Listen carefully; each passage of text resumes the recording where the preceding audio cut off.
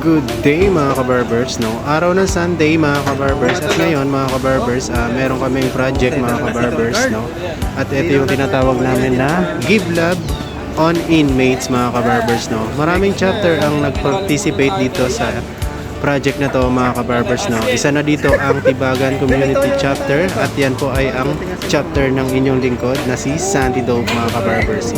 At ayan mga kabarbers, nagluluto pala tayo dito ng adobong manok mga kabarbers at ayan ang ipapakain natin sa mga inmates mga kabarbers. At hindi lang yan mga kabarbers, may dala din pala tayong mga hygiene kit mga kabarbers. At ayan naman mga kabarbers ang mga ibang chapter mga kabarbers ng Taugama P mga kabarbers. So ayan mga tol, salute sa inyo mga tol sa pag-participate sa ganitong mga project mga tol. At ayan mga kabarbers, andito rin pala si Utol JP mga kabarbers. At ayan mga kabarbers, nagsisiga na siya, nag-start na siya ng pagpapapoy sa aming paglulutuan mga kabarbers. Mga tol, ito kasi malakas pa to nung nakaraan eh. Nakita ko malakas pa yan eh.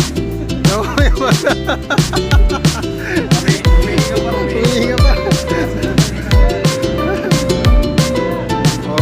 At ayan, pasadahan muna natin ang mga features namin. Mga utol, salute sa inyo. I think 17 chapter ang nag-participate sa project na to. Pero uumpisan ko yan. Next video, iisa-isahin ko yung bawat chapter, mga utol. At ngayon mga kabarbers, at ayan, pasadahan na natin ang ating naluto, finished product ng menu natin para sa inmates mga kabarbers.